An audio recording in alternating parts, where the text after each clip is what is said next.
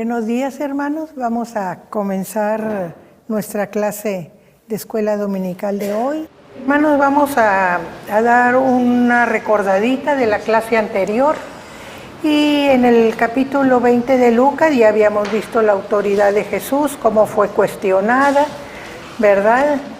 Y cómo Jesús se defiende ante los fariseos y los sacerdotes y los escribas.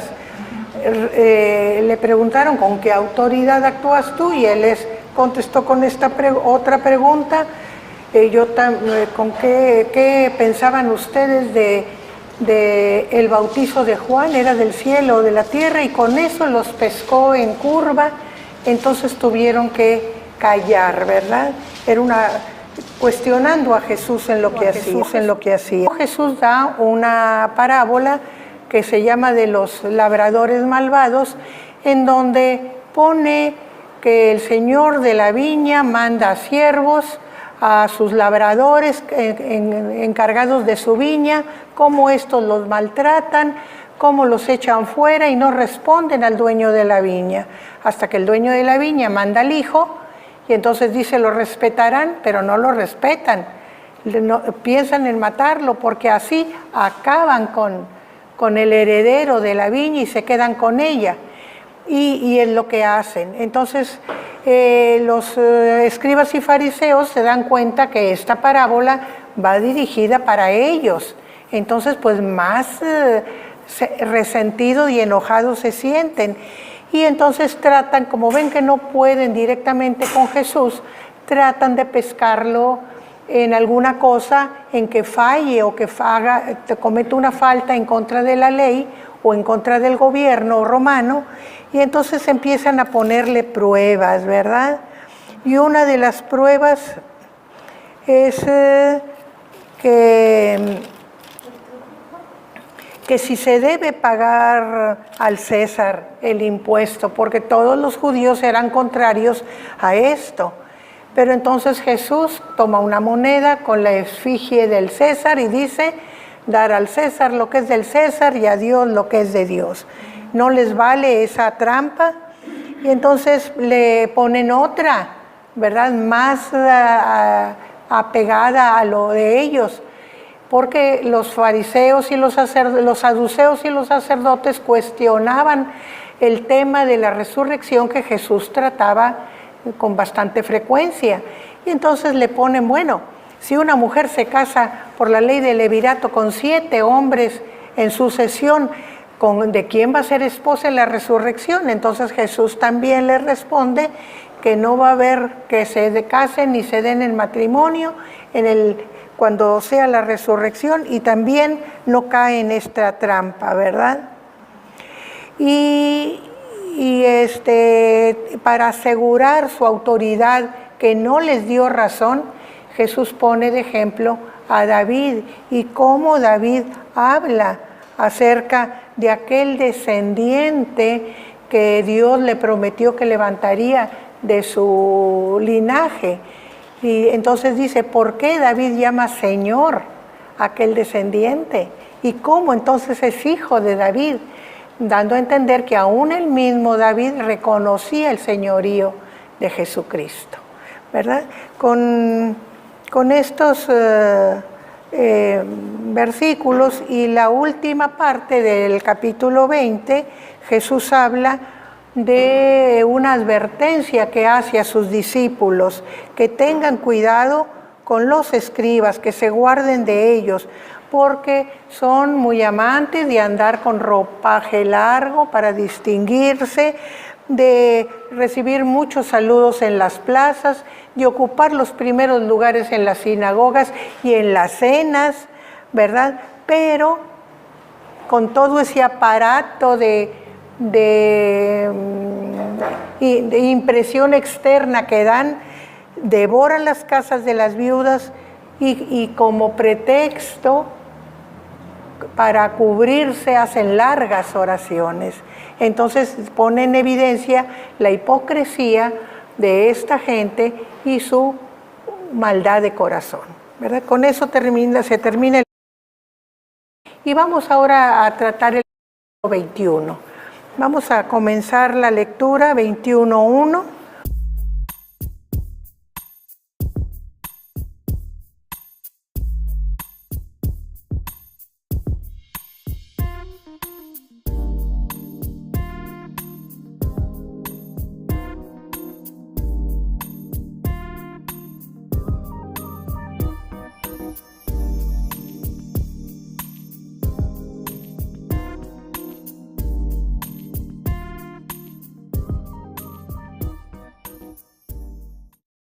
Nosotros vemos cómo Jesús al principio del versículo 20 dice que todos los días iba al templo y enseñaba, ¿verdad? Ahí los enemigos lo perseguían, pero él enseñaba. Y estando enseñando, dice que levantó los ojos. Y entonces vio a los ricos que echaban sus ofrendas en el arca. Había sus depósitos para poner las ofrendas, y Jesús estaba de frente a esos depósitos. Entonces se fijan los que van llegando y van echando sus ofrendas, dice, y ve a los ricos cómo echaban su montón de monedas de oro, ¿verdad? Echaban mucho en el arca de las ofrendas. Pero no solo ve a los ricos que echan ofrendas, también ve a una viuda pobre que dice que echó allí 2 blancas. Las blancas eran la monedita más pequeña que existía en el sistema monetario de Israel. Y recordemos que se usaban monedas para el templo que eran de la cultura de Israel, eran monedas para el templo. No se usaban las monedas romanas, por eso había cambistas afuera, ¿verdad? Para cambiar las monedas romanas por monedas hebreas que fueran santas, porque las romanas no eran santas y que pudieran ser echadas en el tesoro del templo. Pues estas 2 blancas eran las moneditas más pequeñas. Y cuando Jesús ve aquello, ¿verdad? Entonces dice que en verdad os digo que esta viuda echó más que todos los demás, aún los ricos que habían ofrendado. Y entonces explica por qué echó más. Dice, porque los ricos echaron lo que les sobraba. De sus gastos ya me sobró y pongo lo que me sobra. Parecía mucho, pero en comparación con lo que recibían era poco, porque no era lo que les sobraba. Pero dice, esta viuda echó todo lo que era su mantenimiento, todo lo que tenía para salir adelante en el día, la comida, lo que se le ofreciera, lo puso. Y aquí hay una reflexión que hacer. Primero, ¿cómo la viuda puso todo lo que tenía al tesoro del templo? Pues probablemente porque ella había tenido otra condición y en su condición de esposa daba más. Y ahora que estaba viuda, le daba tan poquito, pero era todo lo que tenía y lo dio. Entonces nosotros vemos que aquí hay una confianza en Dios, en que Dios suplirá su necesidad, ¿verdad? Ella estaba confiando, sí, es todo lo que tengo, pero Señor, aquí está. Es muy poquito, pero aquí está, tú suplirás mi necesidad. Y también Jesús está poniéndonos una prueba ahí a todos los que oímos esta palabra, aún desde los discípulos, todas las generaciones que siguieron hasta nosotros. Porque ¿quién se va a encargar de los pobres? ¿Quiénes van a ser las manos de Dios para auxiliar a los pobres?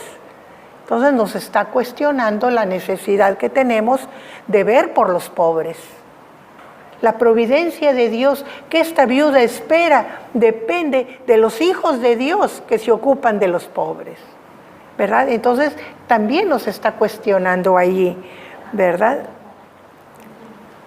Entonces nosotros tenemos varios aspectos que ver, que sentir en estas pocas palabras que Jesús usa y en esa observación que él hizo. La viuda pobre echó más que todos los ricos que ofrendaron, ¿verdad?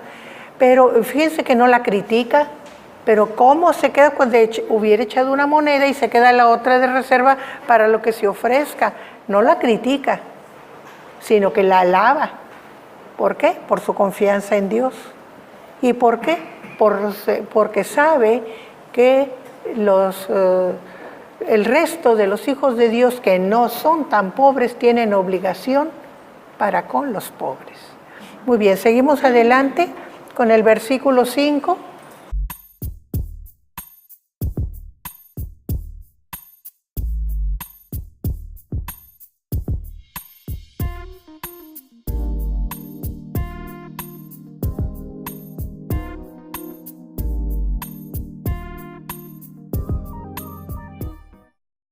También fíjense cómo Jesús va vamos a decir, al interior de todos los conceptos. Por ejemplo, aquí dice, unos hablaban de que el templo estaba adornado de hermosas piedras y ofrendas votivas. O sea, ¿qué veían lo que tenían ahí delante? Porque Jesús estaba en el templo enseñando, y tan hermoso el templo. Y entonces, mira qué hermosas piedras, Señor, y hablaban, y mira las ofrendas votivas, o sea, lo que se pone para alabanza al Señor. A veces eran lámparas con luz, o como ahora se acostumbra mucho en las iglesias ir a poner cosas de oro, ¿verdad? Esas son las ofrendas. ¿Por qué votivas? Porque se hacen por votos, ¿verdad? Por eso se llaman votivas. Y entonces Jesús les hace ver que lo que ellos deben ver cuando están en el lugar santo no es lo material, los adornos, la hermosura. Qué bueno que estamos en un lugar hermoso, y qué bueno que nos preocupamos porque el lugar de Dios, la casa de Dios, esté hermosa, digna de Él. Pero no es lo más importante. ¿Qué es lo más importante? La presencia del Señor en aquel lugar. Entonces muchas veces se nos va eso, que es lo más importante, y nos vamos con el deslumbre de las cosas materiales. Jesús está advirtiendo acerca de esto, ¿verdad? Que cuando nosotros deseamos hermosear la casa del Señor, pensemos, ¿para qué la hermoseamos? No para presumirla, sino para alabar al Señor. Que lo más importante en la casa de Dios es el Señor, y es lo que Él les está diciendo. Y les está poniendo que no son tan importantes las cosas materiales, porque les dice en su papel de profeta, que es Jesús también, dice, porque llegará el día en que no quede de toda esta hermosura que ustedes ven, piedra sobre piedra. O sea, todo esto material va a ser destruido. Así que no se claven en eso, ¿verdad? No se claven en eso. Todas estas cosas que veis, días vendrán en que no quedará piedra sobre piedra que no sea destruida. Vamos a seguir con el versículo 7, por favor.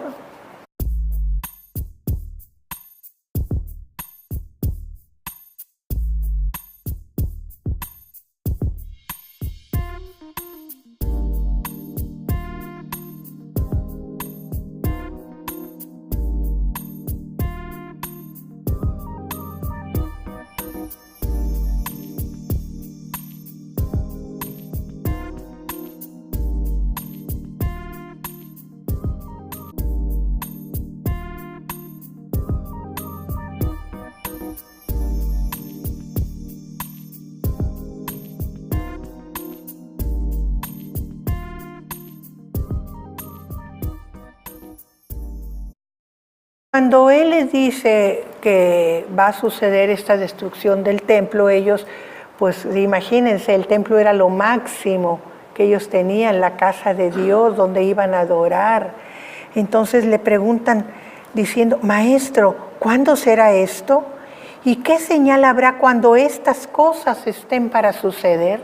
Fíjense que no preguntan, Señor, ¿qué señal nos das de que es cierto lo que dices? Eso no preguntan para el momento, porque ellos confían en la palabra de Jesús, que está diciendo algo que realmente va a suceder, sino preguntan cuando llegue el tiempo. ¿Cómo vamos a saber que llegó el tiempo? ¿verdad? ¿Por qué? Pues para estar preparados o para saber cómo proceder o cómo comportarnos, ¿verdad? Pero cuando llegue el tiempo, ¿cómo sabremos? ¿Qué señal habrá? ¿Verdad? Y Él les dijo, mirad que no seáis engañados, porque vendrán muchos en mi nombre diciendo, yo soy el Cristo. O sea, Jesús les está advirtiendo que cuando llegue este momento crucial, muchos tratarán de aparecer y aparentar que son Jesús en medio de ellos. No seáis engañados. ¿Por qué? Porque esa ansia de saber los tiempos y las sazones, como dice la Escritura, a veces nos roba la paz, la quietud, y vamos tras de aquellos que prometen sacarnos de esa inquietud que tenemos por saber. Entonces somos engañados por nuestra misma prisa de saber, nuestra ansia de saber. No, dice Jesús, de alguna manera, manteneos en paz. No os dejéis engañar por esos que vendrán y que aparentarán o querrán aparecer y diciendo yo soy el Cristo, ¿verdad? Y el tiempo está cerca, eso es también lo que van a decir. No los creáis, ¿verdad? Y cuando oigáis de guerras y de sediciones, no os alarméis, porque es necesario que estas cosas acontezcan primero. No os alarméis en el griego es muy fuerte, la palabra es muy fuerte, es como no entréis en pánico, ¿verdad? Manteneos tranquilos, ¿verdad? Aunque van a suceder todas estas cosas, pero es necesario que sucedan ustedes tranquilos, esperando hasta que sea el momento. Y esto es muy importante, porque de esa manera nosotros mismos seremos señal de los tiempos.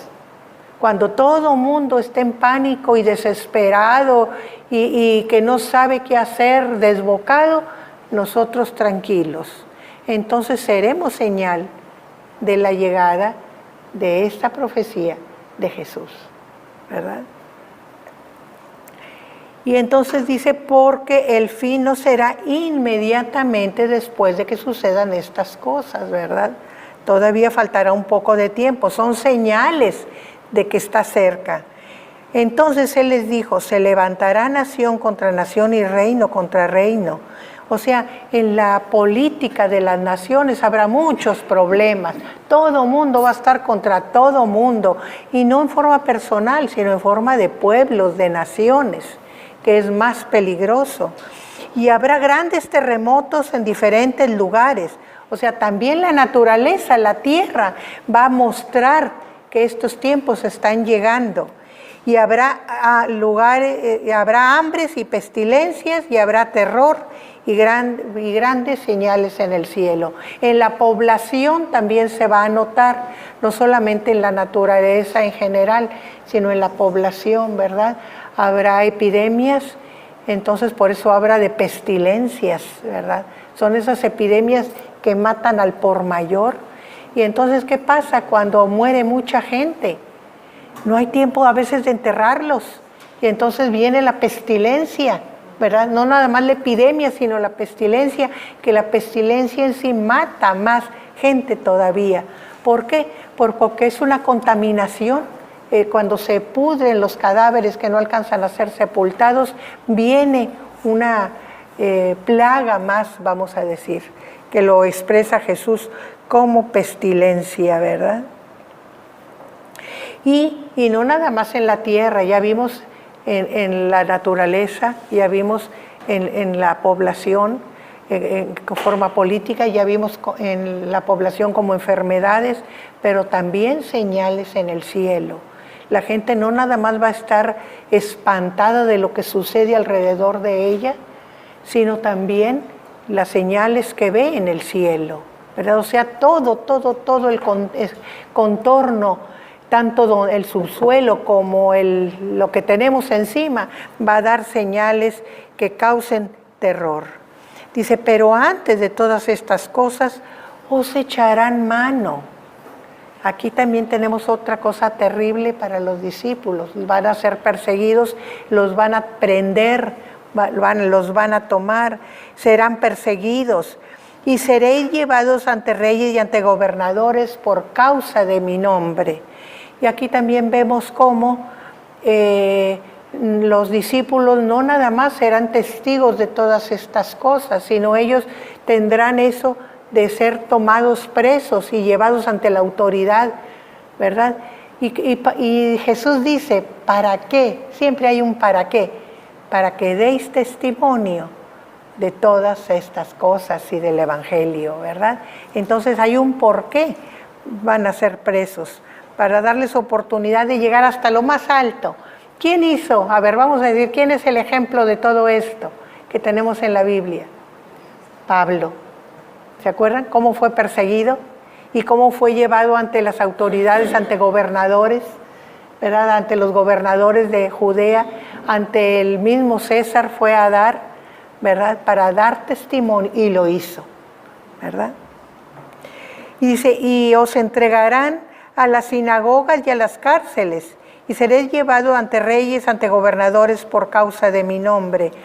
Seréis llevados a las sinagogas y a las cárceles. Tenemos que entender que en este tiempo de Jesús, todos los seguidores de Jesús eran judíos.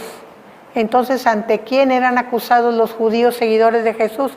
Ante los sacerdotes y los escribas. Entonces, eran llevados a las sinagogas para ser juzgados, ¿verdad? Cuando no estaban cerca de Jerusalén.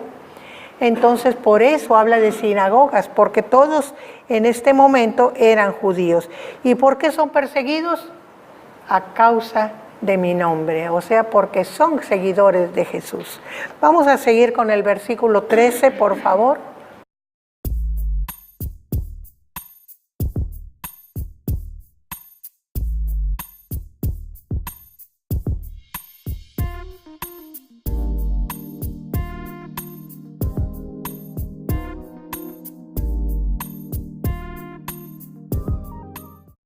Dice que todo esto que va a suceder será para que den testimonio, y les advierte, no traten de prepararse con sus palabras para defenderse, porque no podrán, ¿verdad? No podrán defenderse con sus palabras, con sus pensamientos. Tranquilos, yo pondré en su boca palabras y sabiduría para que se defiendan, y no podrá rebatirlos nadie, ni contradecirlos nadie.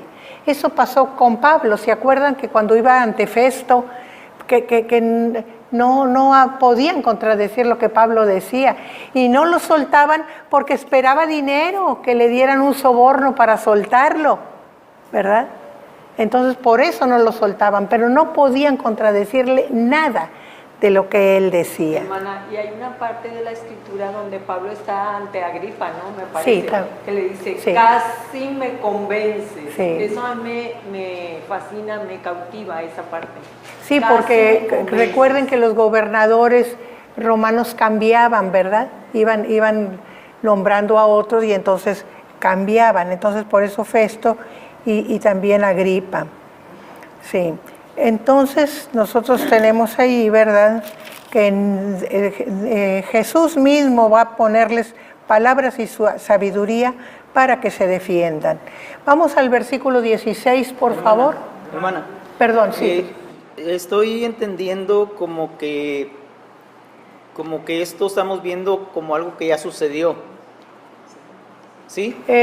No recordemos, sé. Sí. Recordemos que parte de las profecías se cumplen a un cierto tiempo y las otras quedan pendientes para un tiempo posterior. Siempre los maestros nos decían en el seminario que la profecía es como las montañas. Por ejemplo, aquí en Monterrey, que tenemos tantas montañas, pues vemos una detrás de otra, ¿verdad? Y vemos en un plano una, por ejemplo, lo primero que tenemos es la Loma Larga, que no es una montaña propiamente dicho, pero es una loma. Y luego tenemos la Sierra Madre, pero atrás de la Sierra Madre tenemos lo que forma el cañón, ¿verdad? De la Huasteca, donde nace el agua. Y luego tenemos una serie de montañas hasta el sur del estado. Y cuando nosotros estamos en una cierta altura, yo les voy a poner, por ejemplo, cuando se sube uno a un edificio de muchos pisos, puede ver esa serie de montañas. Y así como hay una montaña tras otra, así es la profecía también. Se va dando en partes, según vamos necesitándola y según se va cumpliendo el tiempo, es como se ve. Por ejemplo, parte de esta profecía se cumple cuando son perseguidos los cristianos y son llevados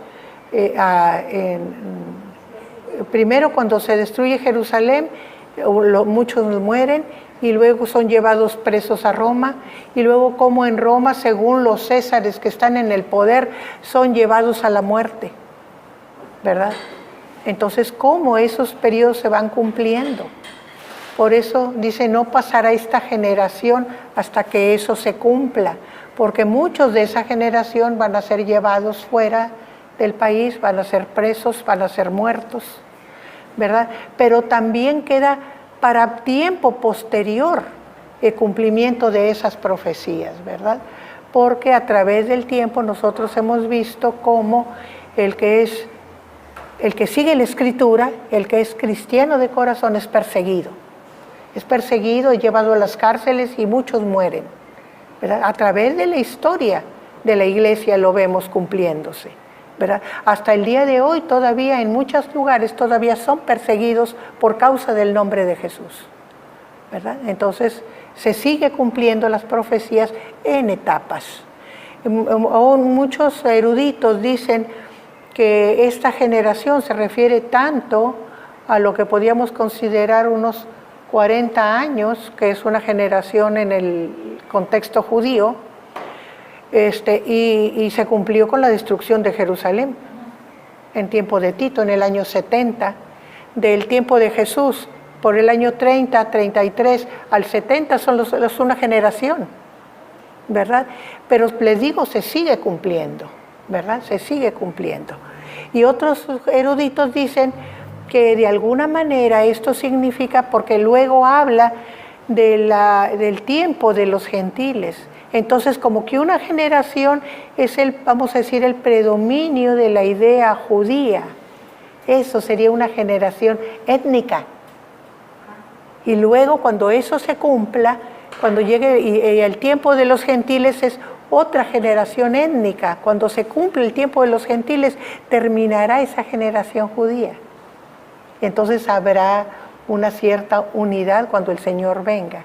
Entonces, todo eso se nos escapa porque la Escritura es muy compacta, ¿verdad? Es muy compacta, las palabras no alcanzan a expresar todo lo que contienen, ¿verdad? Pero tomemos en cuenta todas esas ideas que nos hacen llegar los eruditos, ¿verdad? Sí, hermana, mi pregunta es porque sí es verdad que a veces parte de la profecía se cumple en ese tiempo y parte de la profecía se cumple posteriormente, pero hay otras ocasiones en que la profecía se cumple casi de inmediato, de una manera natural, y luego en el futuro se cumple de una manera, vamos a decir, espiritual. Sí, sí, ¿verdad? También. Por ejemplo, en el caso del nacimiento de Salomón, cuando Dios le anuncia a David, ¿verdad?, que su hijo es el que le construiría templo. Templo, sí, ¿verdad? Se cumple de inmediato. Se cumple de inmediato en la vida de Salomón, pero también tiene un cumplimiento futuro en la vida de Cristo, ¿verdad?, cuando habla de que su reino no tendrá fin, ¿verdad?, que son las palabras que el ángel le dice a María. Entonces vemos que ahí no se cumple en parte, inmediatamente, y después se cumple en totalidad, sino que se cumple cabalmente en lo natural primero, y luego posteriormente se cumple ya de una manera espiritual en la vida de Cristo, ¿verdad? Entonces yo creo que esta profecía, lo de persecuciones y todo eso no fue exclusivo de los apóstoles, ¿verdad? Sí, no. Sino que la Biblia nos advierte también de que vendrán tiempos en el cual nosotros quizás no estamos siendo perseguidos aquí nosotros, ¿verdad? Pero hay lugares pueblos, en México y lugares de otros países donde los cristianos están siendo perseguidos, pero yo lo veo como que está hablando de un tiempo en el que esa persecución será masiva, a nivel mundial, masivo, ¿verdad? Sí, masivo. Entonces tenemos que estar apercibidos y pues día con Atentos. día tomarnos de la mano de Dios para que si nos alcanzan estos tiempos, ¿verdad? Porque no sabemos si Dios nos llame a su presencia antes, ¿verdad? Pero si nos alcanzan estos tiempos, pues en medio de la persecución, que Dios nos permita mantenernos firmes en la fe en Él. Sí, por eso también les advierte, ¿verdad? No seáis engañados, permanecer tranquilos y esperad, ¿verdad? Pero esperad en mí, no siguiendo a otros, esperad en mí, ¿verdad? Muy bien, seguimos con nuestra lectura.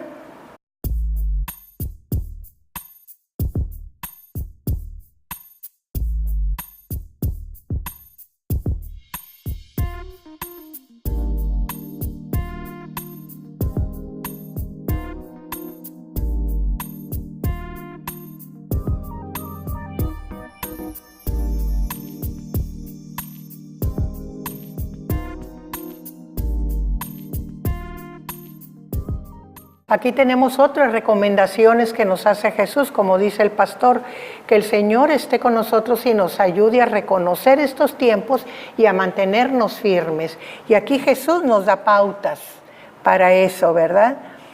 Y nos advierte, por quien menos esperemos ser entregados, vamos a ser entregados por padres, por hermanos, o sea, lo más cercano a nosotros, lo más querido para nosotros, ni ahí vamos a tener seguridad, ¿verdad?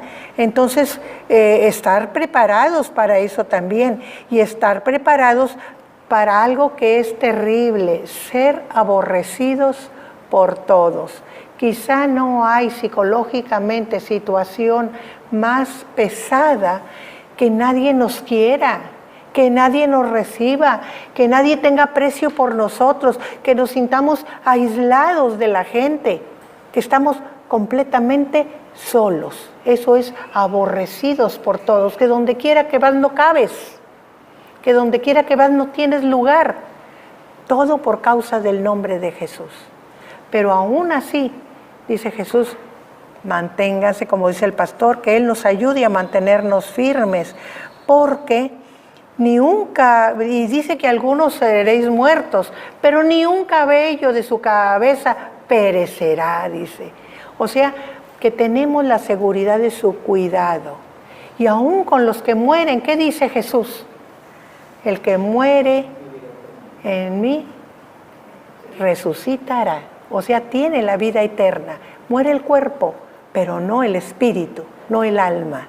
¿Verdad? Seremos levantados. Todo aquel, ni un solo cabello se quedará muerto, ¿verdad? Ni un solo cabello de nosotros. Tenemos esa seguridad, ¿verdad? Y algo hermoso, con vuestra paciencia, dice, ganaréis vuestras almas, con vuestra paciencia. O sea, la palabra paciencia viene de paz. Cuando tenemos paz, cuando estamos tranquilos, podemos esperar. Y saber esperar, eso es la paciencia. O sea, tener la paz del Señor en nosotros y saber esperar. Porque ese saber esperar, esa paciencia, dice que con eso ganaremos nuestras almas. ¿Por qué? Porque será lo que nos haga aguantar, ¿verdad? Ya tenemos una pauta, aparte del acompañamiento, como dice el pastor, que el Señor esté con nosotros y nos sostenga. De nuestra parte vamos a poner esa paz, esa paciencia, ¿verdad? Y estaremos seguros. Vamos a ver el versículo 20.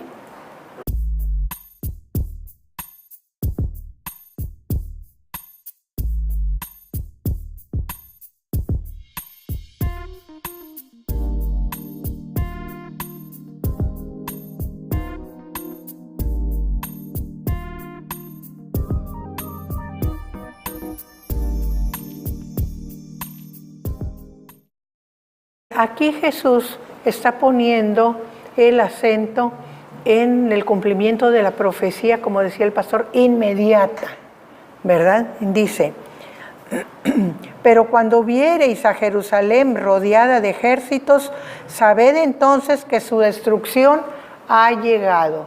Ya les había anunciado que no iba a quedar de aquella hermosa edificios, no iba a quedar piedra sobre piedra. Y Jesús les dije, cuando vean a la ciudad rodeada de ejércitos, atención, salgan de la ciudad, no se queden en ella. Los que estén en medio de Judea, salgan, váyanse a los montes, o sea, no se queden en las poblaciones, huyan, ¿verdad? Dice, porque, y los que estén en los campos, que les pesquen los campos, no traten de venir a ver qué pasa, porque somos bien curiosos, ¿verdad? Si vemos un tumulto, alguna cosa, allá vamos a ver qué sucedió. No, dice, no, los que ya están a salvo en los campos, en los montes, quédense allá, no vengan. ¿Por qué? Para que salven su vida, porque todo lo que esté en donde haya población será destruido. No habla nomás de Jerusalén, habla de Judea. Los que estén en medio de ella salgan, no nada más de la ciudad, sino de Judea. O sea, huyan a lo despoblado, a donde no los persigan, ¿verdad? Dice, porque estos son días de retribución. ¿Qué quiere decir días de retribución? En donde te van a dar lo que te ganaste. ¿Y qué se habían ganado los judíos de esa generación? Se habían ganado la enemistad con Dios al perseguir a Jesús. Entonces iban a recibir su paga. Y esa paga era destrucción y muerte.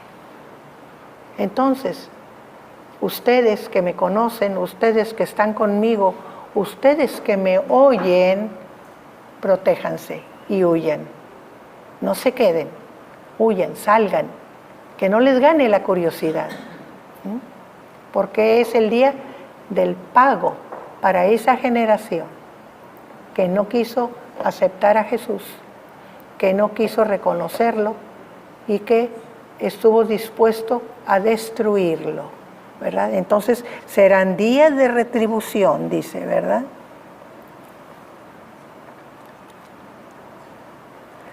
Para que se cumplan todas las cosas que están escritas, ¿verdad? Porque todo aquello que había sido profetizado iba a cumplirse en ese tiempo, y lo que él mismo había profetizado iba a cumplirse.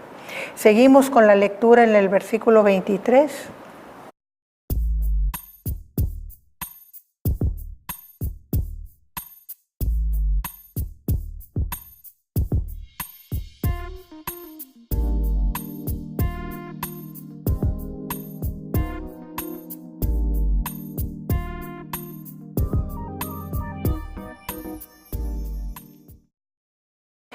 Jesús se lamenta de las mujeres que están encintas y las que tienen niños que crían, niños de brazos.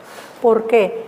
Porque para huir es una dificultad por el peso, tanto el bebé en el vientre como el bebé en los brazos. Les va a dificultar huir con rapidez para salvarse. Por eso se lamenta, ay de estas mujeres, ¿verdad? Ay. ¿Por qué? Porque tendrán dificultad por su peso para poder huir con rapidez, ¿verdad? Porque habrá gran calamidad en la tierra e ira sobre este pueblo, ira de Dios sobre ese pueblo, ¿verdad? Y gran calamidad. El hecho de tener ejércitos todo alrededor y el peligro de... Y miren, no es una guerra común y cualquiera, no. Porque una guerra entran, avasallan, se apropian de todo lo que pertenece al pueblo, a los habitantes, y hacen esclavos a los habitantes. Pero aquí es otra cosa, aquí es destrucción, destrucción. Están tan empecinados los romanos en destruir aquel pueblo latoso, que les daba mucha lata. Ningún otro pueblo les daba tanta lata como los judíos, porque el judío no quería que nadie estuviera sobre él. Todos los demás aceptaban el vasallazgo, pero ellos no.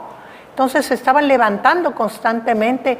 Estaban tan hartos de ellos que dijeron, vamos a destruirlos por completo,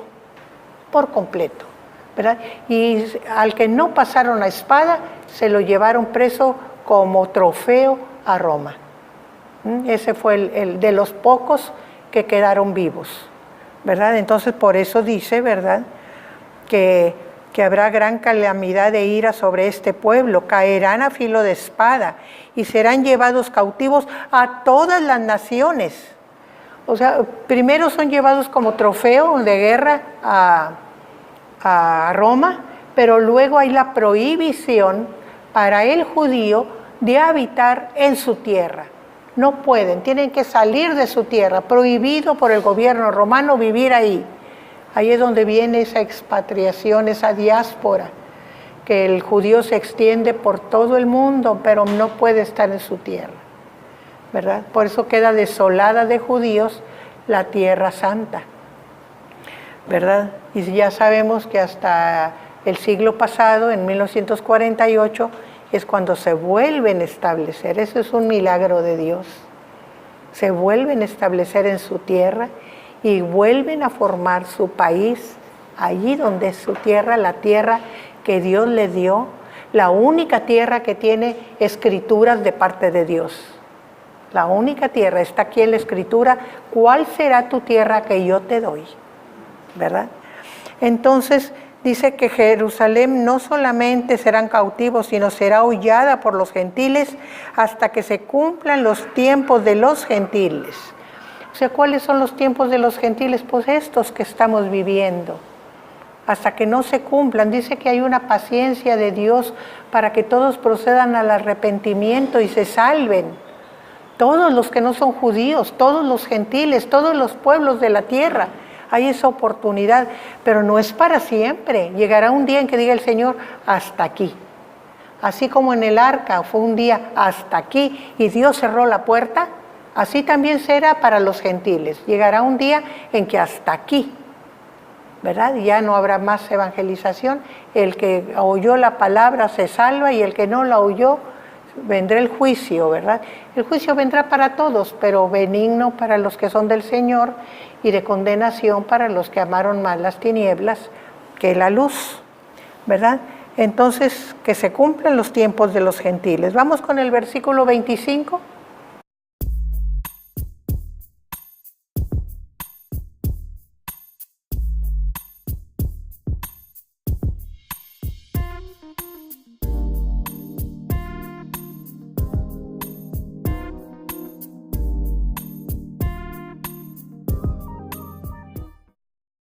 Aquí entonces ya nos está diciendo cómo será ya ahora sí el tiempo de la venida del Hijo del Hombre, o sea, del Señor Jesucristo.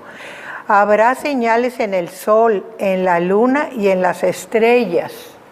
O sea, vamos a tener señales manifiestas, muy claras, en toda la esfera celeste, ¿verdad? Y angustia en las gentes. O sea, van a tener mucho temor, van a estar con el corazón oprimido. ¿Por qué? Confundidos a causa de todo esto y aparte del bramido del mar y de las olas. O sea, el mar va a estar como enfurecido también. Posiblemente terremotos submarinos, ¿verdad?, que son tan terribles. Nosotros sabemos que cuando hay un terremoto submarino se vienen los tsunamis y barren todo. Entonces ese temor de oír el ruido del mar fuera de lo común, no nada más arriba, sino lo que nos rodea. Casi tenemos poca tierra y mucho mar, ¿verdad?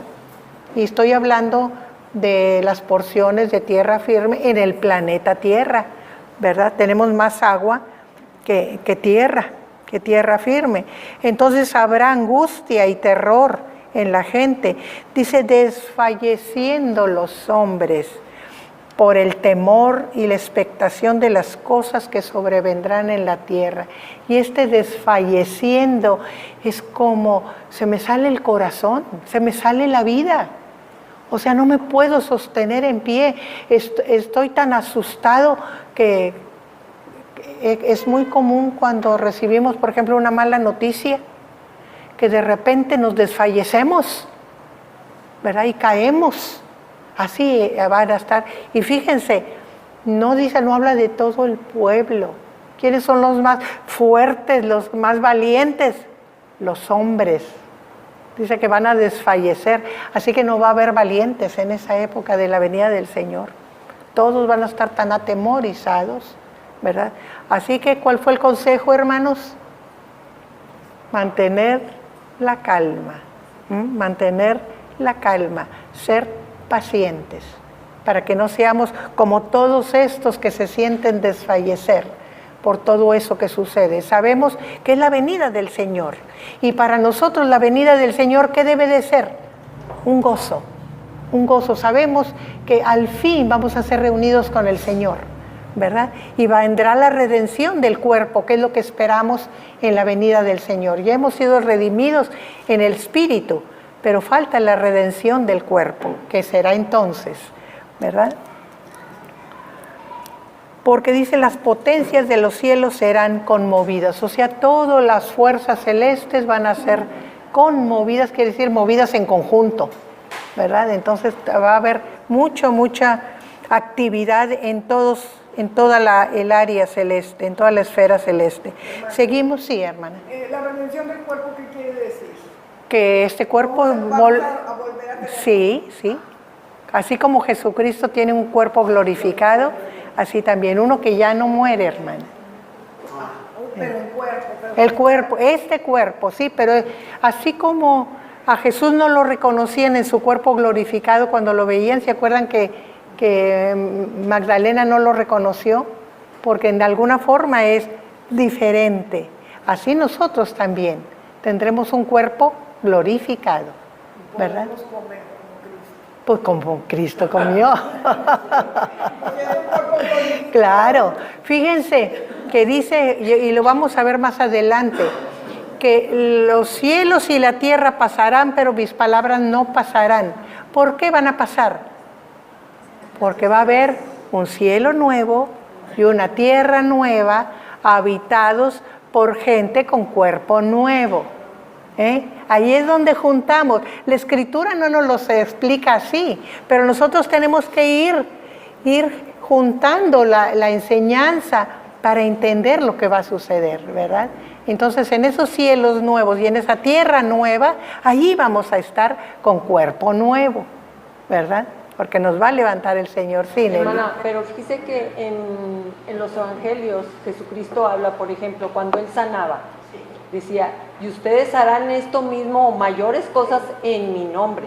Entonces los evangelios vienen describiendo que todo lo que Jesucristo ha hecho y todo lo que Él tiene va a ser para nosotros los que creemos en su nombre. También así lo viene describiendo en los evangelios. Sí, porque ¿qué dice Él? Dice, yo me voy, pero les dejaré el otro consolador, que es alguien como Él, el otro consolador que os enseñará y recordará todas las cosas, ¿verdad? Entonces todo lo que Jesús hacía nos va a dar el poder para poderlo hacer. ¿Y de qué depende? De que podamos tener ese poder de nuestra santidad, de permanecer en Él y de ser santos, porque dice por ahí también un dicho muy común entre los predicadores, que Dios no les da alas a los alacranes. ¿Qué quiere decir? A los malos no les va a dar ese poder, a los buenos, a los santificados, a los santos, a los que siguen las enseñanzas de Jesús, esos serán los que tendrán el poder. Muy bien, seguimos adelante.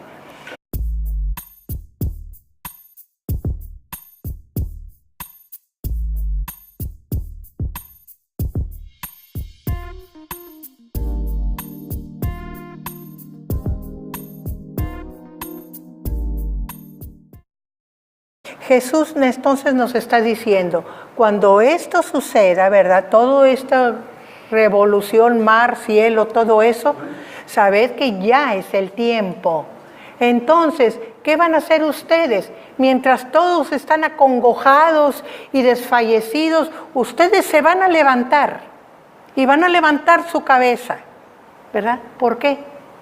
Porque su redención ha llegado. Aquí es donde lo dice, ¿verdad?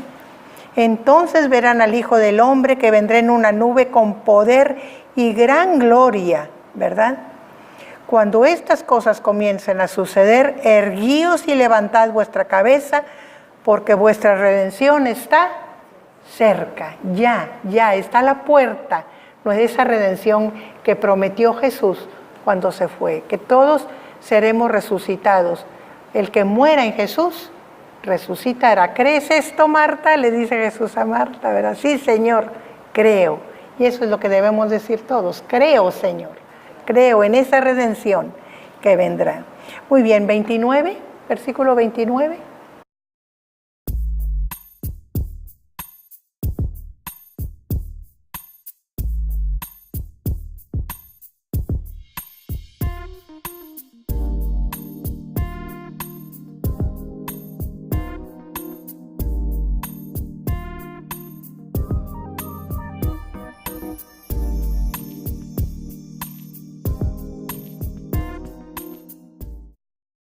Jesús pone ejemplos muy sencillos y muy claros.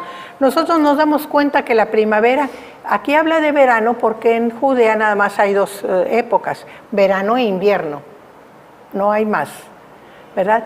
Pero habla de la primavera, cuando los árboles empiezan a brotar. Para nosotros es la primavera, para ellos comienza primavera, verano, todo es una sola estación. Cuando vemos que empiezan a surgir los brotes y que empiezan a echar las hojitas, las plantas, después de estar las ramas secas, sabemos que ya va a ser buen tiempo, que ya el frío se va a acabar y que ya va a empezar a hacer calorcito y estar sabroso el ambiente, ¿verdad? Entonces, así como sabemos eso, así debemos de poner atención en las señales que el Señor nos está dando, como las señales que da la naturaleza del cambio, de la venida, ¿verdad? Del verano, entonces, o de la primavera. Muy bien, entonces dice que sabremos que está cerca el reino de Dios, o sea, el cumplimiento del reino, ¿verdad? Está cerca. Seguimos con el 32. Hermana, sí, aquí en el versículo anterior, porque todo tiene relación. Cuando dice, cuando todas estas cosas comiencen a suceder, erguíos y levantad vuestra cabeza. Hay cuando nosotros empezamos a escuchar como seres humanos, escuchamos noticias desagradables, tristes y todo lo que está sucediendo, como que empieza a suceder un temor, como que empieza un miedo, como que todo lo que se corre llega a impactar aún a la iglesia, o sea, pero se entra como en un caos psicológico.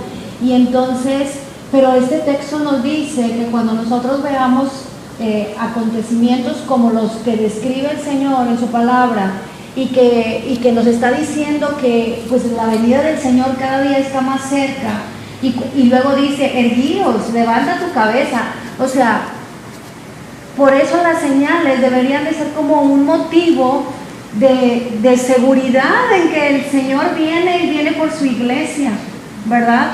Erguíos habla y levantar la cabeza es cuando te da satisfacción algo, es cuando te da seguridad de que algo bueno viene, de que se te afirma como persona, y entonces es como el regalo o la promesa dada a nosotros, ¿verdad?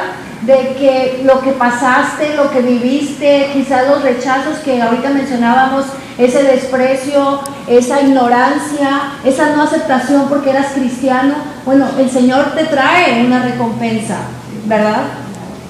Para mí eso es estas palabras son claves, bueno, al menos para mí son especiales, porque me da la seguridad de que el Señor, cuando yo escuche todo eso, sí debo de estar intercediendo, sí debo de estar orando, pero también debo de tener como gozo, alegría, porque el Señor viene y el Señor viene por mí, ¿verdad? Yo tengo que tener esa seguridad de que el Señor viene por mí, que su promesa, como dice su palabra, Él dice sí y es amén, ¿verdad?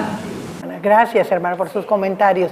La hermana nos está en su sentimiento afirmando esto que decíamos, de que mientras algunos desfallecen, nosotros nos erguimos, porque es el anuncio de nuestra redención, de que el reino está cerca y de que el Señor ya viene. Muy bien, gracias, hermana. Seguimos adelante, ¿verdad?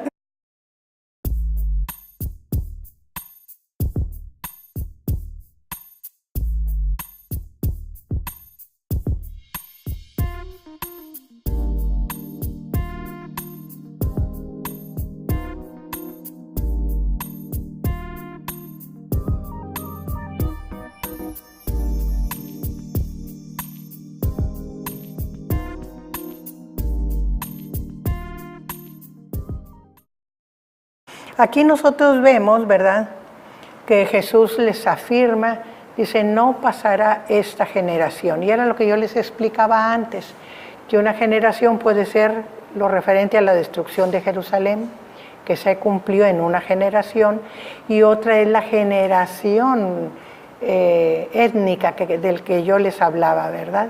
Hasta que no se cumpla, como dice Jesús, el tiempo de los gentiles, es una generación étnica, entonces se verá esto. Y luego dice que el cielo y la tierra pasarán, pero mis palabras no pasarán. O sea, aunque la tierra y los cielos sean destruidos, sus palabras siguen siendo vigentes. ¿Qué quiere decir? Que todo esto que Jesús está profetizando se cumplirá, aunque nosotros veamos cambiado todo nuestro alrededor. ¿Verdad? Se cumplirán, son seguras. Y también hace una advertencia, una llamada a la precaución. Mirad por vosotros mismos, que vuestros corazones no se carguen de glotonería y de embriaguez y de afanes de esta vida. O sea, no te metas en la vida de todo el mundo, lo que todo el mundo hace, que comen y beben para satisfacer placeres, porque eso es darle rienda suelta a los placeres. Glotonería es comer porque me gusta comer, estoy satisfaciendo el placer de comer, no nada más de una forma normal y cuidada, sino en exceso.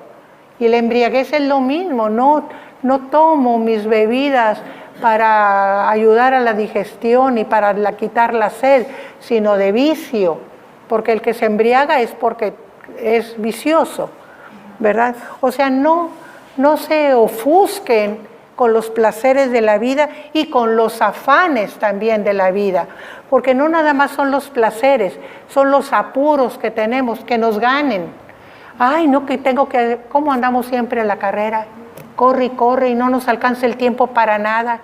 Y lo que deberíamos de hacer, que es importante y trascendental, no lo hacemos por las cosas diarias que pasan y no dejan nada. Entonces, de eso nos está advirtiendo, no se dejen envolver por ese trajín diario, por ese trajín de la vida, por ese trajín por obtener, por ser más ricos, más importantes, más sabios, lo que sea. Tengan cuidado, ¿verdad?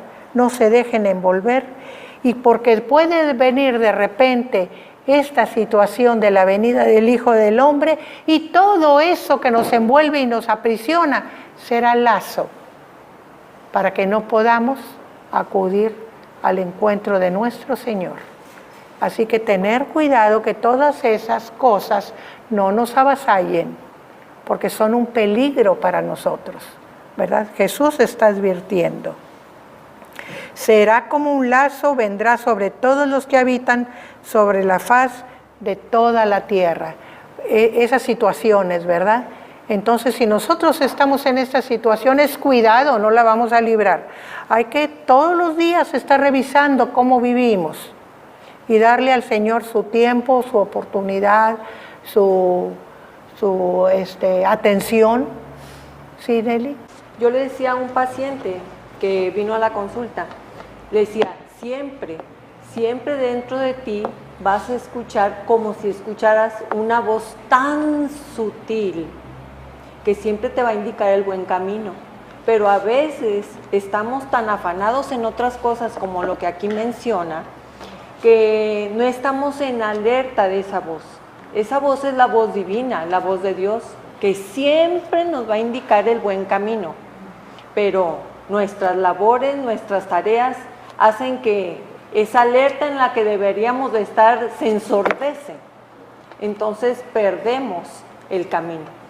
Así es, gracias, Nelly. Vamos a seguir con el versículo 36.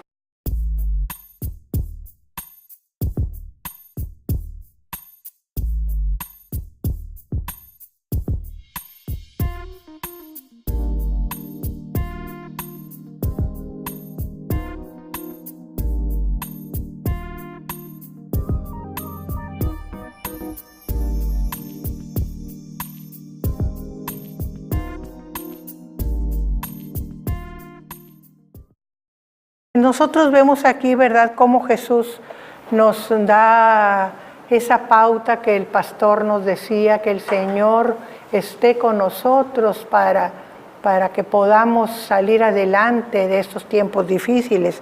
Aquí nos dice cómo: velad pues en todo tiempo orando. ¿Y qué vamos a pedirle al Señor? Que seamos tenidos por dignos de escapar de todas estas cosas que vendrán.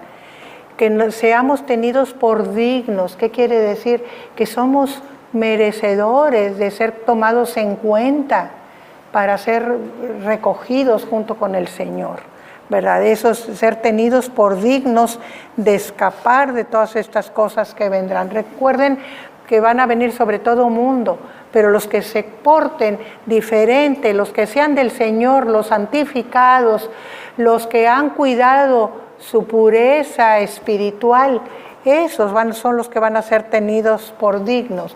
Pero hay que orar, hay que pedirle al Señor: Señor, por favor, que sea tomado yo en cuenta, porque he estado contigo, porque estoy contigo, porque te busco, porque te necesito. Pero hay que estar a la escucha, no tan solo el hablar, es decir, el orar, sino también estar atentos a la escucha del Señor.